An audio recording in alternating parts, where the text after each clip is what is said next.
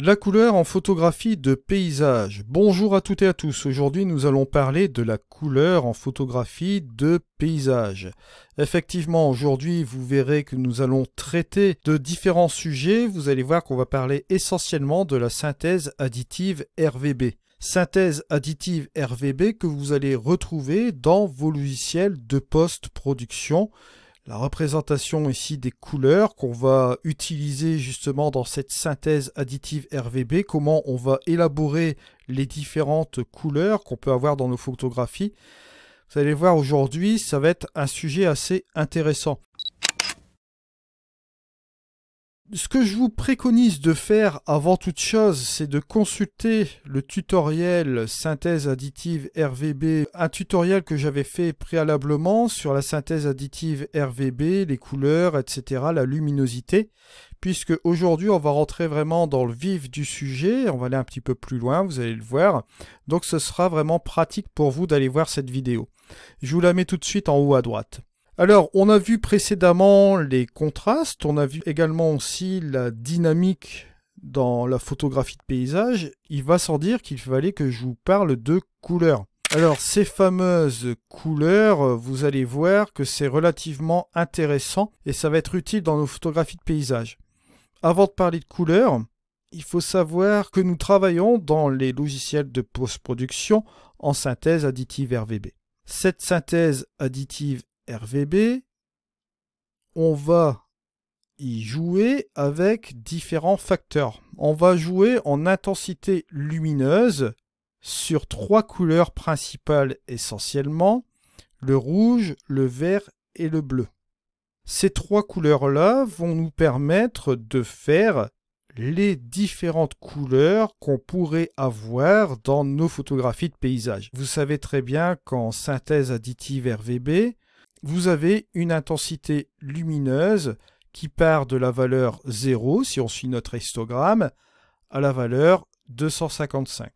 Vous avez 256 valeurs de luminosité.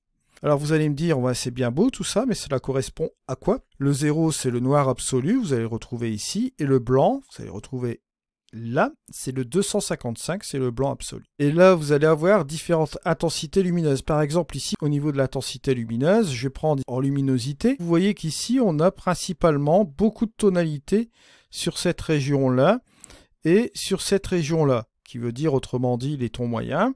Et également, vous voyez ici, au niveau des hautes lumières. Bon. Si vous regardez un petit peu l'ensemble de cette photo, vous voyez qu'on a beaucoup de luminosité ici dans les hautes lumières, ce qui se traduit, vous voyez là, dans les nuages, que vous voyez ici, et vous voyez également dans les tons moyens. Vous avez essentiellement aussi de la luminosité dans les tons moyens. Alors que se passe-t-il ici au niveau de cette luminosité? Comment regarder, comment interpréter cette photo-là? Si vous voyez bien ici, je vais me mettre en taille écran pour bien qu'on voit la petite chose. On voit effectivement que cette photo, en termes de luminosité, on a ici des éléments fort lumineux ici. Ici, au niveau de la photo, c'est quasiment sombre. On voit qu'ici, au niveau des jaunes, là, c'est quasiment un petit peu plus ou moins lumineux. On voit que là, au niveau des couleurs, bon, ça va, c'est lumineux aussi également plus ou moins. Dans les tons moyens, on voit qu'on a quand même plus ou moins de luminosité aussi également. Là, sur ce chemin aussi également, qui est fort lumineux, on voit que forcément on a beaucoup de luminosité. Là, ici au niveau des verts, on voit que c'est plus ou moins lumineux ici sur cette partie-là. Bon, ça part ici sur différentes choses. Donc l'histogramme de luminosité ici traduit vraiment bien cette photo. Alors maintenant, je vous ai parlé des couleurs rouge, vert et bleu. Vous allez voir qu'ici, si on va dans les couches de cette photo, parce qu'ici dans Photoshop, on a la possibilité de regarder les couches, vous allez voir que pour constituer cette photo au niveau des couleurs, si je reprends mon canal RVB ici, là c'est la représentation de toutes les couleurs. Après vous avez la possibilité de sélectionner chaque canal. Là le canal ici RVB représente le canal des rouges, le canal des verts et le canal des bleus. Vous allez me dire, c'est assez chaotique ce truc-là, on ne comprend pas très bien. Pourquoi utiliser simplement le rouge, le vert et le bleu, puisque ici je vois que j'ai quand même un peu de jaune ici, j'ai des différentiels de couleurs dans ma photo, on voit que ça part un petit peu sur une couleur différente ici. Donc pourquoi? J'ai simplement du rouge, du vert et du bleu. Vous allez voir ici tout de suite. Si je viens sur ma couche des rouges, vous voyez que l'histogramme part ici en rouge, bien sûr. Et vous voyez que là, bon, c'est en noir et blanc. Premier abord, vous vous dites pourquoi j'ai du noir et blanc alors que je prends mon canal des rouges. C'est tout simple, je vous ai parlé d'intensité lumineuse et forcément pour les couleurs rouge, vert et bleu dans la synthèse additive RVB, on va utiliser cette valeur d'intensité lumineuse également pour ces trois canaux. Alors ici, on reprend dans l'histogramme. Si on lit notre histogramme, on voit que dans nos tons moyens, on a quand même une importance de couleur rouge, et ici également dans les hautes lumières. Je vous rappelle, pour lire cette image qui est représentée en noir et blanc, le noir, ce ne sera pas affecté, le blanc, ce sera affecté, d'accord? Plus vous allez aller vers la couleur blanche en passant par les différentes variable de la couleur du gris neutre sur les différents types de luminosité sur notre couleur rouge. Donc là, ici, à savoir que vous allez avoir beaucoup de rouge ici au niveau du ciel et très peu dans cette partie-là. Si je prends le canal des verts, regardez au niveau de l'histogramme par rapport à celui des rouges, regardez le rouge, il est comme ceci. Si je prends celui des verts, vous voyez que l'intensité lumineuse change pour les verts. Vous voyez qu'on a également une présence dans les tons moyens et dans les hautes lumières, mais vous voyez qu'entre les deux, il y a un petit creux qui se forme ici, d'accord? L'histogramme au niveau des rouges est un petit peu plus présent ici sur cette partie-là des tons moyens qui commence à coller au niveau des hautes lumières. Mais là, vous voyez qu'on a moins de présence et c'est pour ça que ça s'assombrit un petit peu juste ici, comme vous le voyez là. Donc, il y aura présence, bien sûr, hein, comme vous voyez sur certains endroits de l'image, mais bien évidemment, par rapport au canal des rouges, vous voyez que c'est moins intensifié. C'est présent, mais c'est moins intensifié. Si je prends le canal des bleus, là, regardez ce qui se passe, hein, je reprends les canettes des bleus. Vous voyez que ici, au niveau des ombres, il y a une présence. Et au niveau des hautes lumières, vous voyez là, il y a une forte présence aussi également. Donc, forcément, si on regarde ici au niveau des pics, vous noterez ici qu'au niveau des bleus, c'est un petit peu différent. Bon, vous noterez que dans le chemin ici, vous aurez présence de bleu, puis après, bon, plus ça s'estompe dans les noirs, il sera plus présent. Bien comprendre que ces trois canaux là différents, assemblés, ça nous donne ce canal RVB, et ça nous donne toutes ces couleurs. Alors vous allez me dire pourquoi on a simplement le rouge, le vert et le bleu, et que nous n'avons pas les différentes couleurs qui sont présentes dans l'image. Par exemple le jaune, cette variante de tonalité aussi, également que vous voyez là, ça fait une espèce de marron. Vous voyez, vous avez différentes variantes de couleurs. C'est tout simple, on va jouer avec les intensités lumineuses de chaque couleur. Et là, on va passer à la deuxième étape. Regardez, je vais cliquer ici.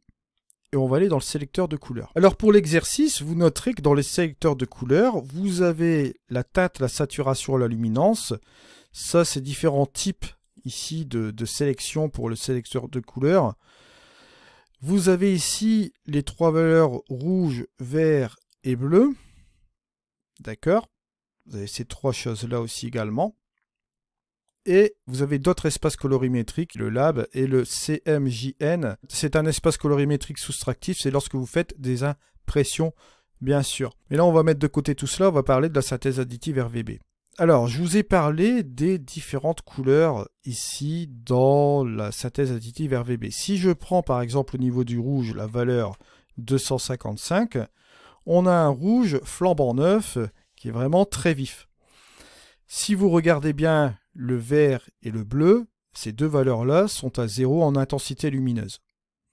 Si, par exemple, je me mets à 0 au rouge, regardez ce qu'on a. On a le noir. Pourquoi? C'est tout simple. Si vous mettez l'intensité lumineuse du rouge, du vert et du bleu, chaque canal différent que vous voyez là, à 0, vous avez le noir. Vous n'avez pas de couleur du tout. Par contre, si je mets l'intensité lumineuse à fond des rouges, regardez, vous avez ici 255, voilà, les verts, l'intensité lumineuse des rouges à 255 et des verts à 255, ça vous donne le jaune. Bien sûr, il faut laisser le bleu à 0. Si je mets le bleu à 255, regardez ce qui se passe, on a cette fois-ci le blanc. Pourquoi? Parce qu'on met l'intensité lumineuse des rouges à fond, à 255, des verts à fond, à 255, et des bleus à fond, à 255, et forcément, ça nous donne le blanc. Ce qui fait que je vais rebondir encore sur une chose, je vais reprendre mon exemple ici des rouges. Vous allez me dire, c'est bien beau tout cela, mais que se passe-t-il ici? On a la sélection de la teinte. La teinte, ça représente la couleur, la vraie couleur que vous avez sélectionnée, d'accord? La couleur réelle. Vous avez ensuite la saturation. La saturation, ça représente l'éclat de la couleur. Alors, dans notre exemple ici, vous prenez ici la teinte par exemple, vous avez, sur cet axe ici, vous avez la possibilité de sélectionner votre teinte. Là, on l'a laissé en rouge puisqu'on l'a marqué manuellement, mais c'est la sélection des teintes, d'accord? À partir des rouges, vous pouvez sélectionner des bleus, comme vous le voyez là, bon, vous pouvez sélectionner votre teinte, voilà. Ici, vous pouvez jouer sur la saturation, sur l'éclat de votre couleur. Si je vais vers la gauche, regardez ce qu'il se passe. Là, notre couleur manque d'éclat. On est en train d'enlever la saturation de notre rouge, comme vous voyez là, notre éclat, on est en train de l'enlever. Et forcément, si on vient ici, complètement à fond, juste ici, que se passe-t-il? Vous allez remarquer quoi? Vous allez remarquer qu'on est sur du blanc absolu. Si je monte, à contrario, regardez cette saturation, là forcément on revient sur notre rouge. Et à noter l'effet logique, la saturation, plus on la monte, et moins il y a de blanc. Il y a une absence des blancs comme vous voyez là. Et plus on la descend forcément, et plus on va sur la couleur blanche. Mais vous voyez que le fait de saturer, ça nous enlève les blancs. Tout simplement. N'oubliez pas aussi également que vous avez aussi la possibilité de descendre la luminosité.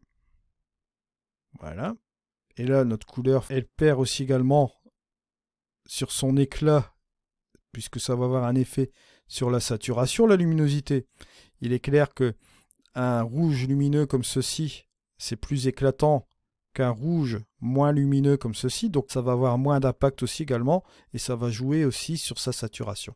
Je vous ai parlé des 256 valeurs de luminosité, et si vous les divisez par 2, vous allez avoir une belle surprise. Regardez, je vais mettre 128 ici, 128 là, et 128 sur les bleus. Regardez ce qu'on a comme couleur, le gris neutre. Je vous rappelle que cet axe-là représente la luminosité.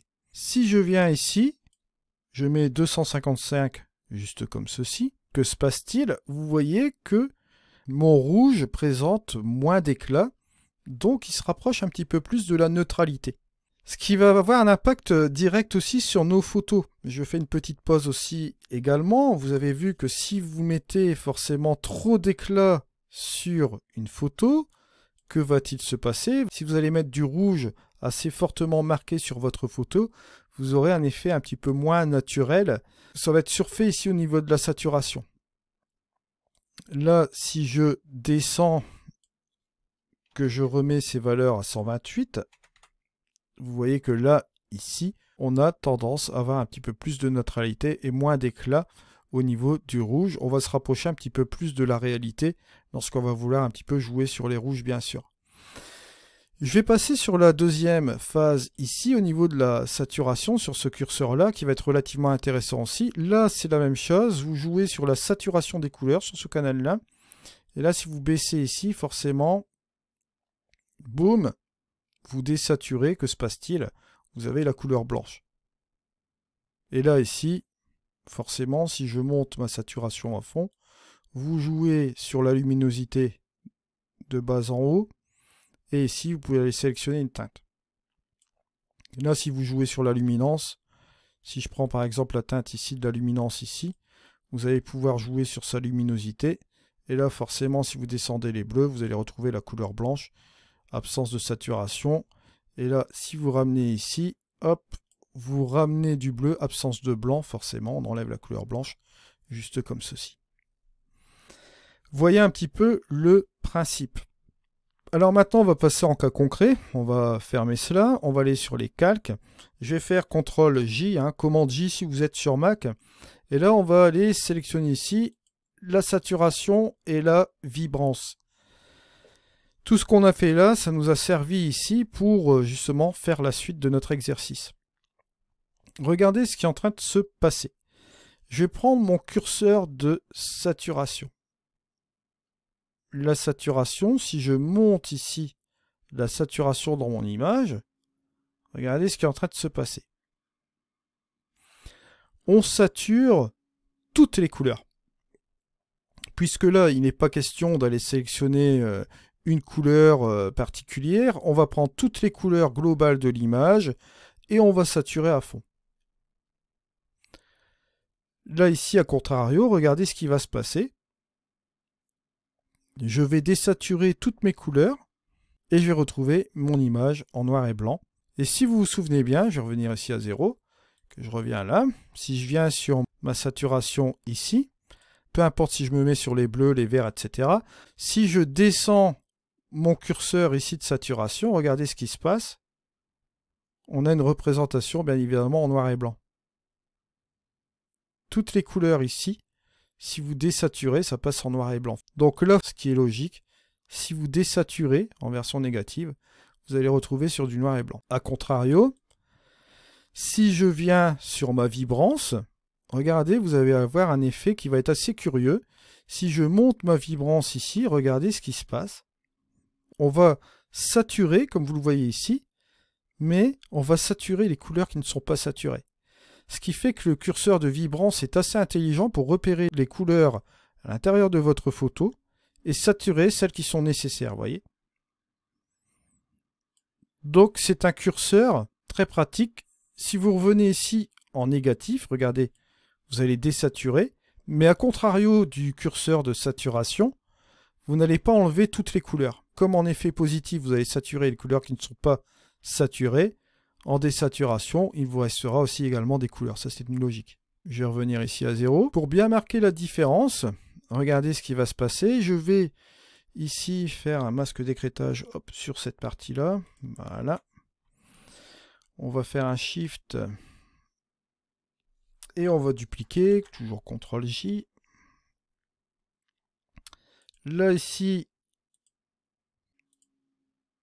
voilà, j'ai enlevé le premier truc. Là, on a monté la saturation à fond. Et là, ici, si je viens sur cette photo, voilà, on va monter la vibrance. Voilà. Vous allez voir, on va faire la différence entre la saturation. Donc là, ici, vous avez l'image normale. On met la saturation, on sature toutes les couleurs. J'enlève. On met la vibrance. On sature les couleurs qui ne sont pas saturées. Et vous voyez que le mouvement ici des couleurs est plus léger que la saturation. Donc voilà la différence entre la saturation, comme vous le voyez là, et la vibrance. Vous avez vu donc la différence entre la saturation et la vibrance. Maintenant, comme vous le savez déjà, on joue sur l'intégralité de notre image avec cette fonction-là. Je vais toujours faire une duplication de calque ici. Il vous est possible de sélectionner une couleur particulière. Et là, on va prendre ce qu'on appelle le TSL, juste comme ceci. On va prendre par exemple la partie là de l'image. Je vais prendre cette couleur-ci, cette plage-là. On va pouvoir interagir sur la teinte. On va pouvoir changer la teinte si on le souhaite, comme vous le voyez là, sans aucun problème. On peut impacter la saturation et également la luminosité, comme vous le voyez là. Ça peut donner une espèce de richesse ici, comme vous voyez à la photo. Ensuite, bon là, puisqu'on est dans Photoshop, on va parler de la fonction colorisée. La fonction colorisée, là, ça va vous permettre d'appliquer une teinte entière dans votre photo. Si vous voulez tout simplement appliquer le bleu qui est juste ici, vous pouvez également le faire dans votre photo. On va appliquer tout simplement une espèce de teinte, comme on pourrait le faire dans le noir et blanc. Donc vous pouvez impacter la luminosité comme vous le voyez là, et jouer forcément avec la saturation de la couleur que vous allez injecter, tout simplement, juste comme ceci. Je vais supprimer. Et on va parler aussi également de la possibilité d'ajouter des couleurs avec la courbe, comme vous le voyez ici. Si vous prenez tout simplement un des canaux rouge, vert et bleu, vous pouvez également interagir avec la couleur dans votre photo. Si je prends le canal rouge, Là, il faut savoir aussi le principe de la synthèse additive RVB, donc je vous renvoie sur le tutoriel que je vais partager tout à l'heure. Si vous montez votre courbe ici vers le haut, on va prendre par exemple les tons moyens qui a un impact assez important au niveau de la luminosité, vous pouvez injecter ici de la couleur rouge, et si vous descendez, vous prenez la couleur complémentaire, ce sera le cyan. Donc, si vous prenez un point ici avec votre courbe, l'intérêt que vous allez avoir ici, bien sûr, c'est que vous allez avoir un impact léger sur les ombres et les hautes lumières, puisque ce sera une courbe.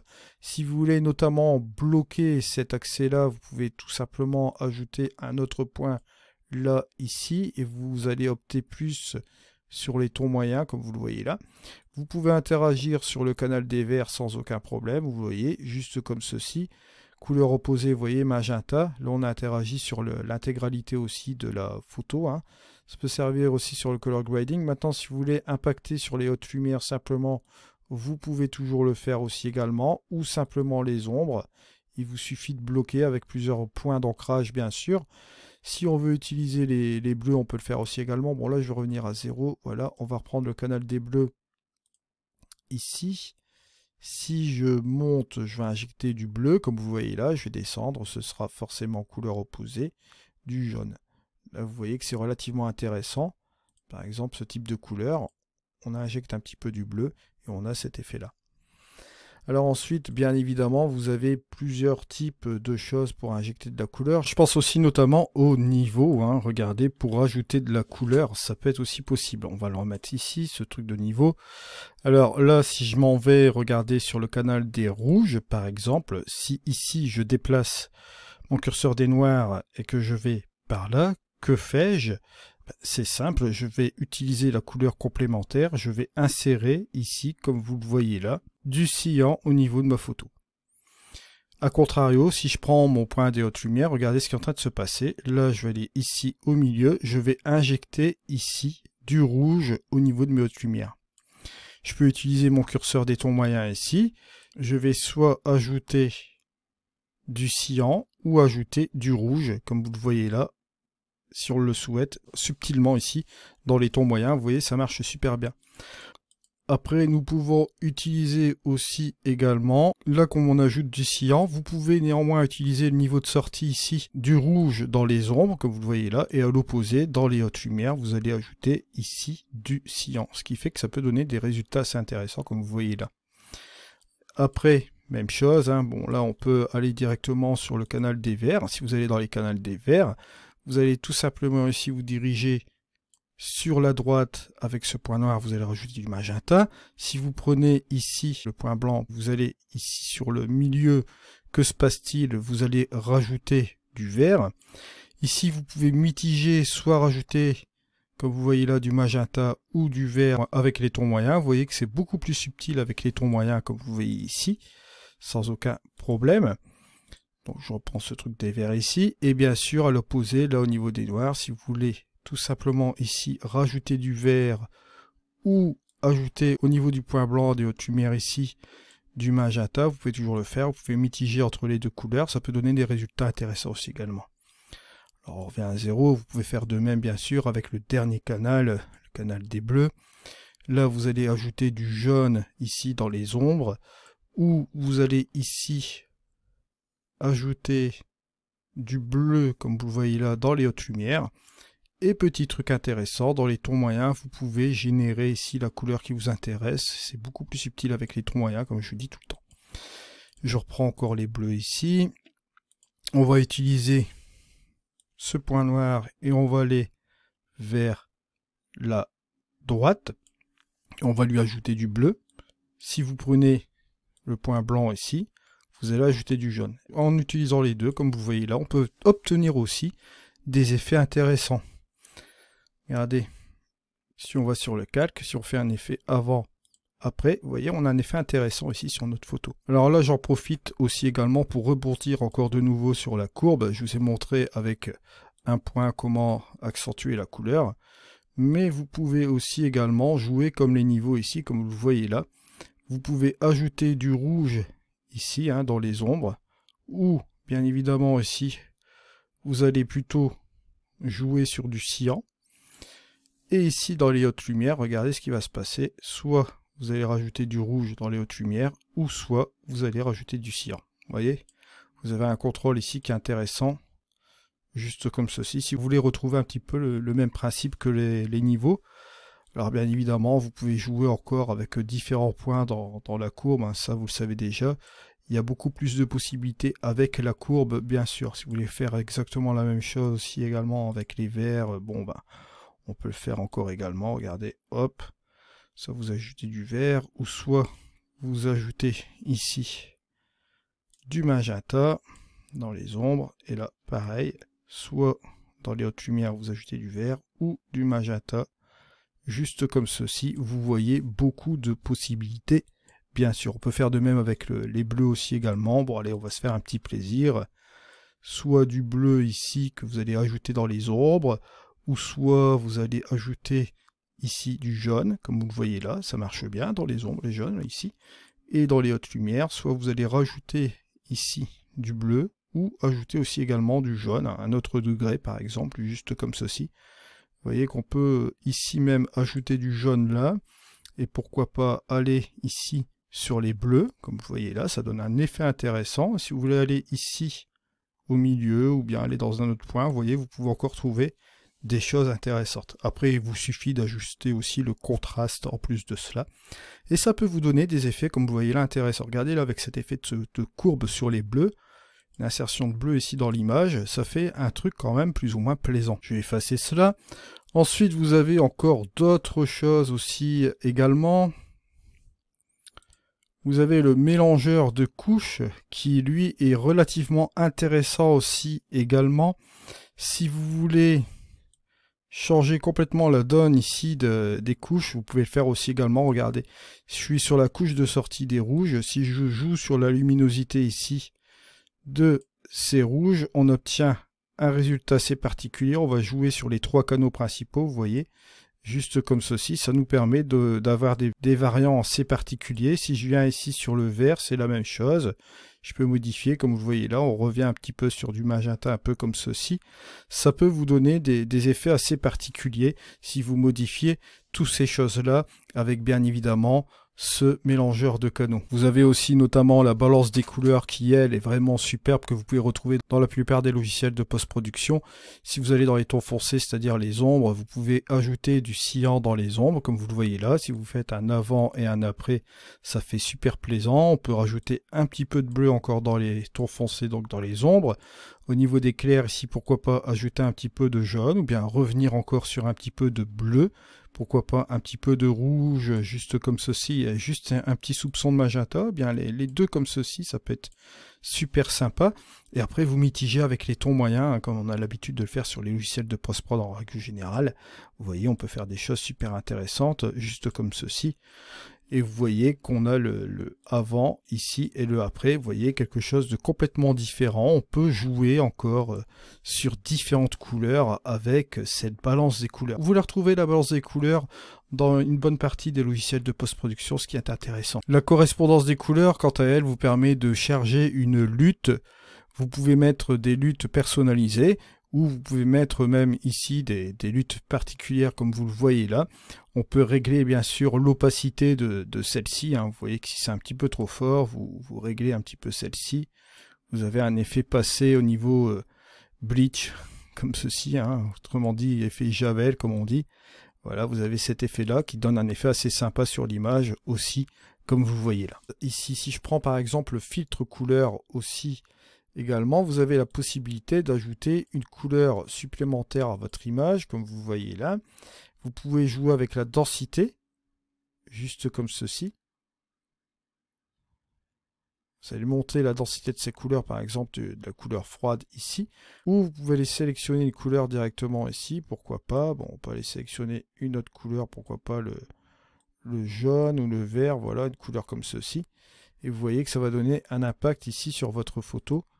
C'est comme si que vous mettiez un filtre devant votre objectif, bien sûr. Ça peut être une possibilité aussi pour changer la couleur dans vos photos de paysage, bien sûr. Après, vous avez la chose qu'on pourrait faire aussi, c'est impacter la couleur sur un masque de luminosité. Pourquoi pas? Si vous décidez, par exemple, d'impacter plus, je vais vous donner un simple exemple de vert, on va dire même du magenta comme ça, cette couleur-là qui est relativement intéressante. Ou vous pouvez faire aussi une autre chose, je vais vous montrer quelque chose. Regardez, hop, j'ai enlevé ce masque de fusion-là. Je vais aller sélectionner ici mon canal des verts.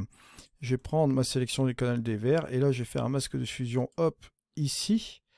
Et regardez, là, on a notre canal des verts représenté ici dans le masque de fusion, forcément. Donc ici, vous allez le voir, si j'appuie sur Shift X, voilà. On a l'impact complet sur l'image, mais en ajoutant le masque de fusion, donc avec le masque de luminosité qu'on a mis, mais le masque canal des verts, on va appliquer cette couleur simplement ici au canal des verts, comme vous le voyez là.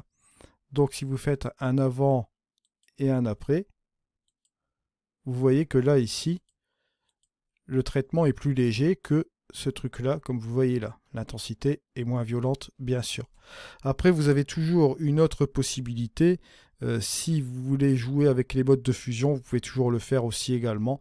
Il n'y a pas de problème là-dessus. Les modes de fusion, je vous les rappelle, c'est juste ici. Vous faites vos propres expériences avec les calques, comme vous voyez ici. Pour l'instant, je vais vous donner simplement la base, mais on ira plus dans le détail dans les prochains tutos, bien sûr. Voilà, on en arrive un petit peu au principe au niveau des couleurs.